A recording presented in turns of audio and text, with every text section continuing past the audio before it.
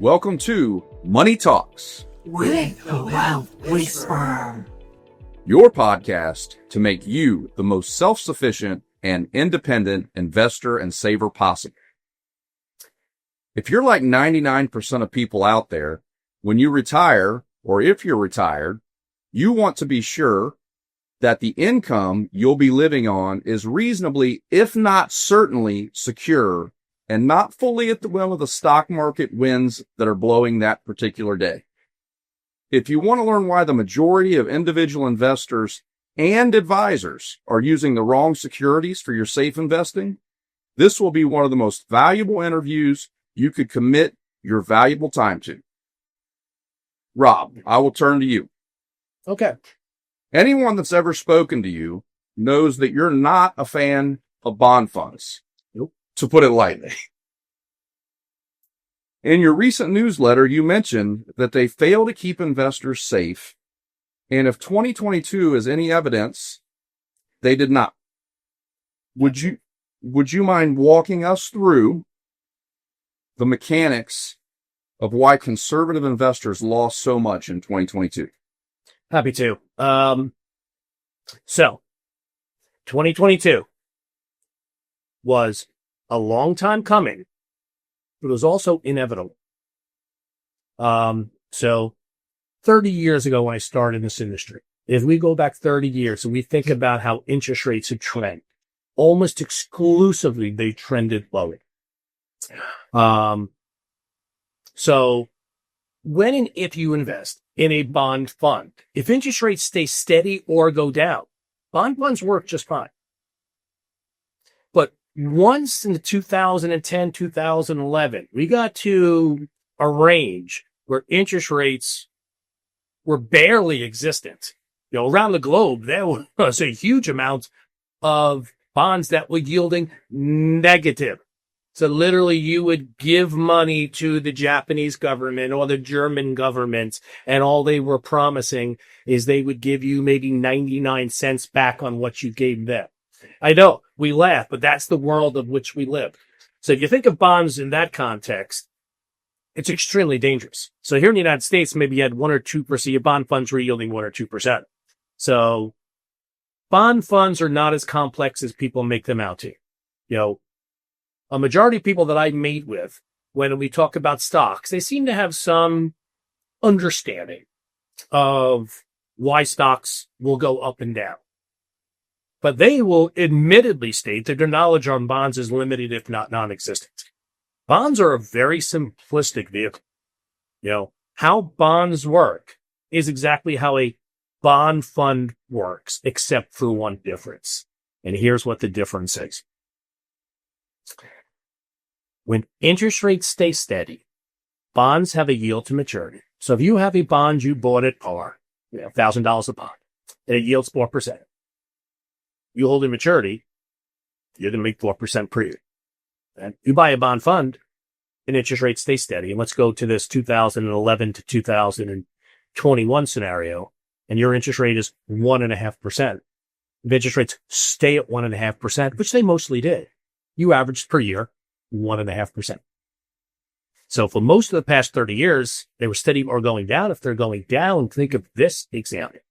Say you have a 5% bond in hand, from 20 years ago, and interest rates are now 1.5%. And if you no longer want that bond, or someone really wants your bond, are you going to sell it at par value, a 5% bond, when the going rate is 1.5%? No, the answer is absolutely not. In the free and open marketplace, the negotiated rate is going to be higher than what you originally paid. So you're going to sell it. You bought it. You're getting 5% per year. Now you sold it from when you bought it. So your actual yield to maturity was greater. And that's how bond funds worked beautifully. And then we were inevitably, and the industry didn't trend. And saddest is the advisors didn't trend to the understanding at ultra low interest rates. Things could be okay or really bad. There was no upside. It was okay or really bad. And 2022 was really bad. It won, you had the Fed funds rate, which was non-existent. It got raised. The 10-year yields went from 1.5% to above 4%. And so think of it in reverse now. You have a 1.5% bond. Interest rates now go up to 4. You want to sell that bond. Is anybody going to give you full price for your 1.5% bond when the going rate for a new one is 4? Absolutely not. So if you're going to sell in the open marketplace, you're going to have to sell for well below par. The average bond investor in 2022 lost 13% with the safe component of your portfolio. That's what happened in 2022. So before, though, we spend any more time on the wrong way or the right way, if you don't mind, I think it's best to define why someone would want fixed income exposure and what are the risks thereof. As I spoke about before, a lot of people don't know a lot about bonds because they're not sexy. They're not exciting, but they are necessary. Very, very few people will retire without a sum, if not a significant sum of their savings in fixed income or bonds, right? Let me explain a rule that I've embraced. I just spend a lot of times playing with figures. I always do. And it's a concept known as a 7-year. So I will preach to people who are nearing retirement that any money that you may need to spend in the next 7 years, in my opinion, has no business in being invested at risk. I'm not going to use the word stocks or bonds. I just mean at risk. And to me, bond funds would fit in the at-risk category. You need it to be. When you need that money, it's there. You've been in the industry 25 years? 25 years. Yeah. 25 years. Have you ever seen the market go down 20%? Yes. Okay. Do you want to ever be selling stocks when the market's down 20%? No. All right. Obviously, that would be a strategy that any advisor should logically understand they should not be exposing their clients to. Well, if bonds can go down 13%, should be the same scenario. But in this particular instance, the 7-year rule says this. Any money that you may need to spend or, to pay bills, eat, otherwise in the next 7 years should have no exposure to market risk because things can go down and you never want to sell into a downward market to derive income. And so that would be my take on, if that's the case, people are going to have fixed income. They are going to have bond exposure. Now, if you're going to invest in bonds, can you tell us a little bit about the things they want to be certain that they achieve? All right. If I'm going to invest in bonds for myself, my clients, or to discuss with anyone, here are the things that you should be looking for. A consistent income. Many watching today may have heard of a concept known as laddering bonds. Not laddering bonds means, hey, money markets are now all of a sudden, a year ago, so 5% or more. I'm going to put all my money into money markets. Or even better, for those that may be older watching the podcast today, it's the 1980s and a 12-month CD is yielding 13%. So what do? You put a lion's share of your money in that 13%. And every year it comes due and you just keep reinvesting it. Your 12 is now 10. It is 8. Is it 4? It is 2.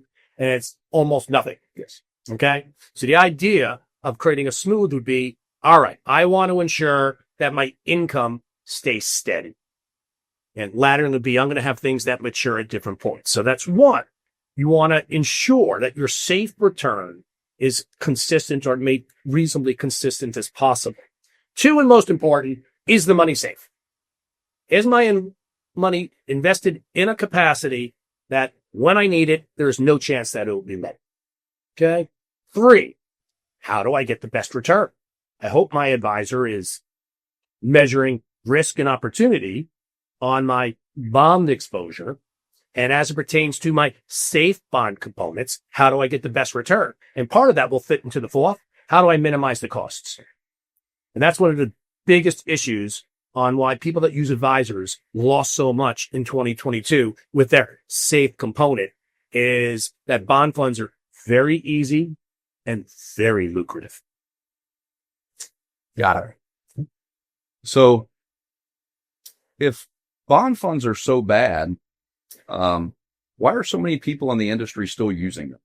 Okay. Well, thank you. Pivoting right to where work is. So For the individual investor, which may be what you're asking, is same thing.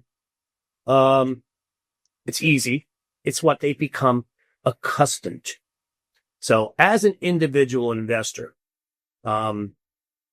many decades ago, a lot of investors would manage their bond component to a certain extent through their bank in the form of CDs. All right.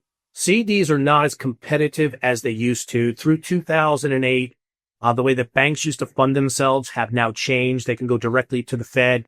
We don't have, that could be another whole podcast within itself, but CDs are not terribly competitive, in terms of other vehicles that may be available. So a lot of people have just continued to, hey, I'm working with my advisor, or I've been in this bond fund and it's worked for a long time. I'm not going to call it lazy, but you've become used to it. And so that's on the individual investor. Complacency also on the advisor side, but it's much more to the point that I'm just making. The other things that probably make significantly more sense will pay the advisor significantly less. Can you think of anything more unbalanced than how many meetings I was going into in the late teens and early 20s of this century, where I'd look at a statement of a prospective client and see that they had 20, 30, 40, 50, 60% of their money in bond funds. So if the yield to maturity, or what's known in the bond fund world, or the 30-day yield, which is the same thing, is 1.5%, which once again means if I buy it today and interest rates do not move, that's in essence what my return is going to be, unless there were defaults within the portfolio, and hopefully there weren't defaults. So I'm going to get 1.5%, and then my advisor is charging me 1%. So you're making a half. Yeah. I'm making a half. My advisor is making 1. And I got risk. Yeah. All right. So honestly, that's the real reason, because if the reason is they're just not smart enough, then they're probably in the wrong industry. So Rob, what alternatives are available to people for their safe money that aren't bond funds? Okay. So I think there's a handful of different types of ways that you'd go about building a bond portfolio or trying to derive an income.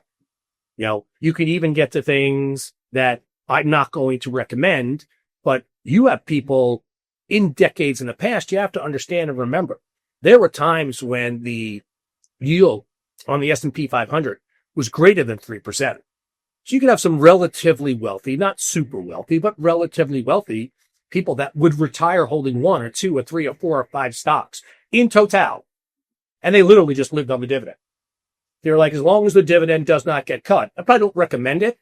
General Electric is probably the best example. I'm so happy that how well General Electric is doing today, especially aerospace. But for the longest time, there were people that lived off that dividend because they had gone over 100 straight years without cutting the dividend. And then there was a significant cut to it. So if anybody was living off it, they went from being able to live off money to not having any money to live off. All right.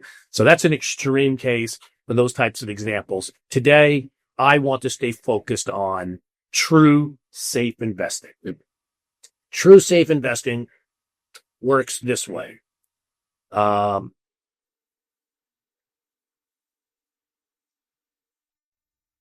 Once again, years in the past, you would see this a lot. We all know that 20, 30, 40, 50 years ago, a lot of people had pensions. And those people that did not have pensions often had engaged with an insurance company to transfer funds to the insurance company, and the insurance company would send the investor a certain amount, a fixed amount of money for whether it be a given time, but often for the rest of their lives. Okay. I don't see it done as much, but I think for those who are looking to create a personal pension, and I don't see nothing wrong if you're, anywhere from a normal investor to a conservative investor.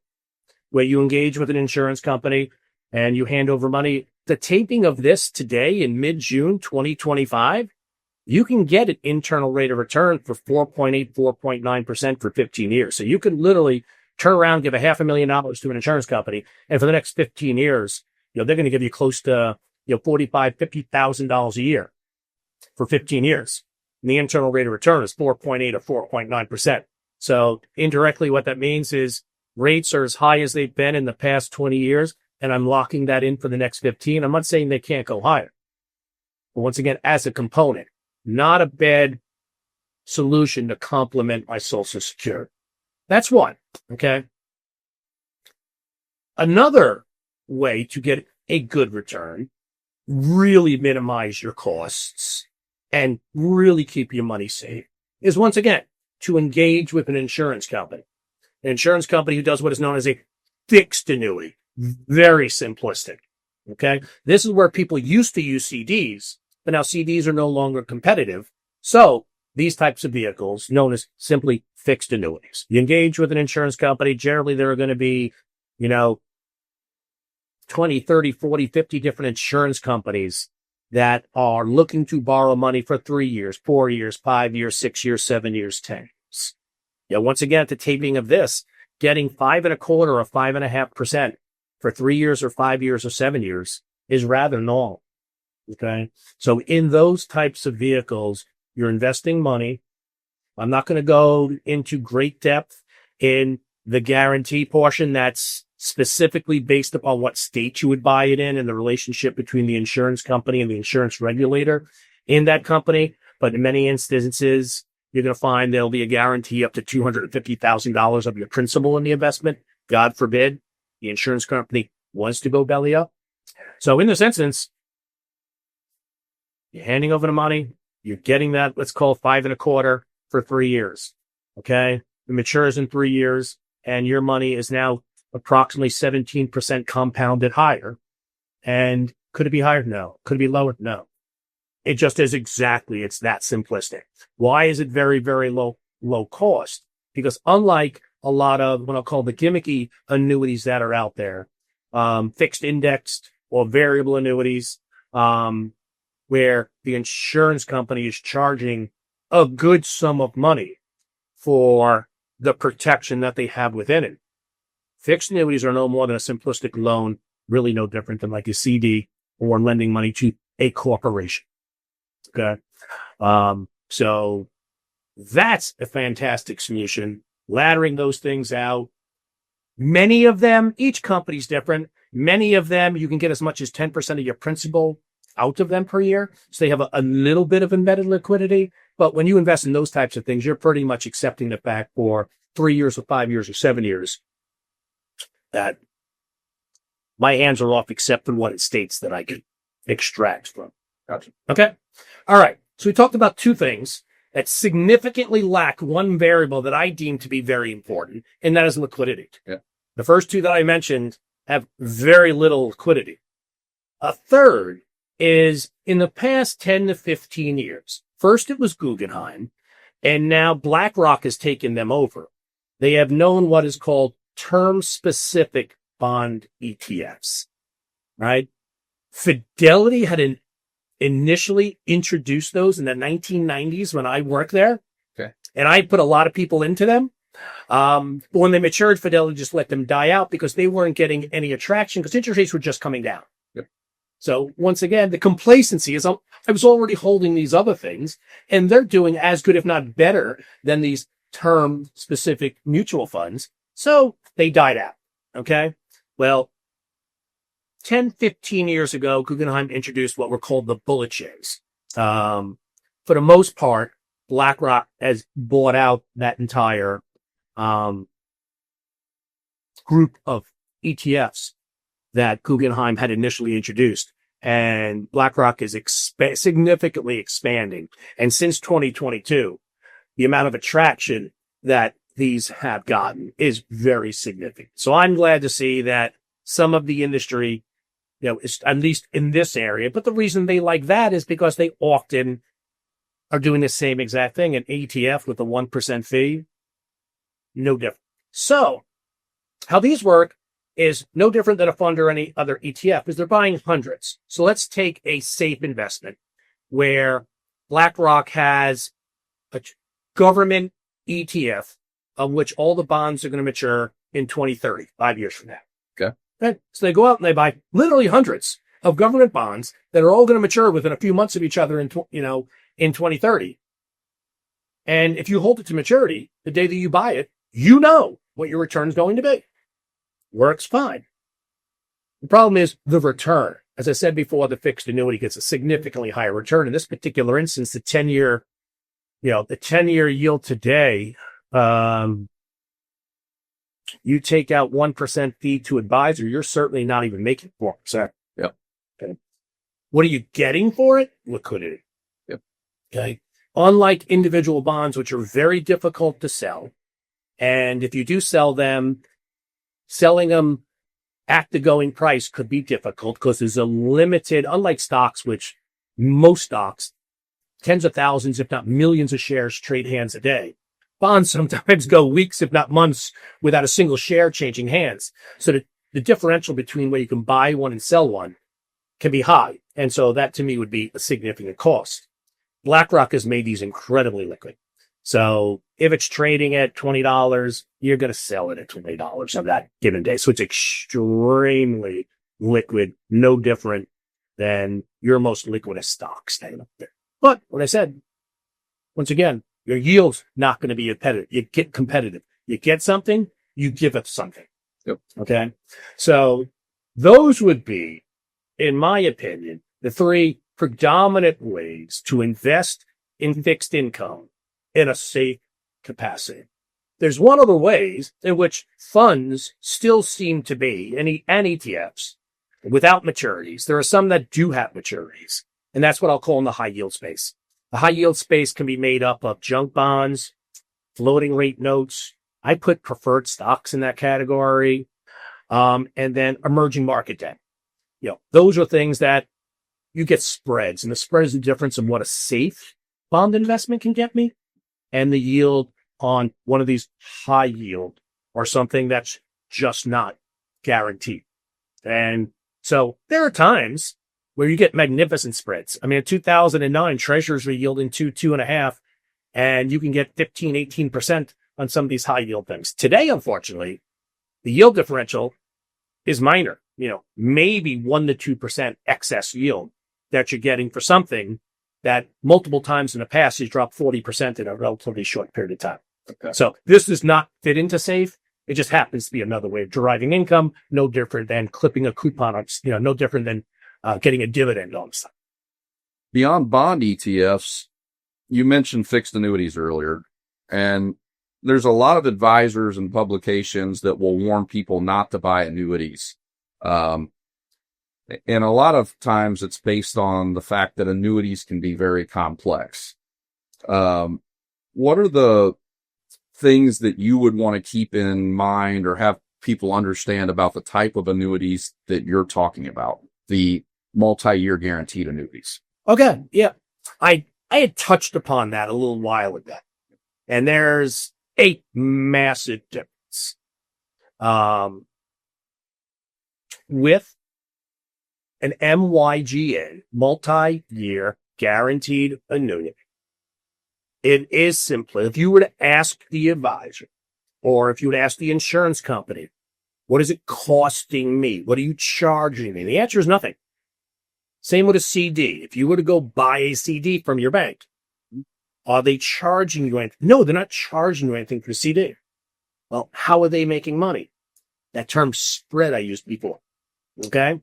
When you enter into a CD arrangement with your bank, you're doing such because FDIC up to $250,000. If I don't put more than that into the CD, I don't care what they do with my money. We just negotiated a rate, and they're going to go do whatever the heck they want with my money.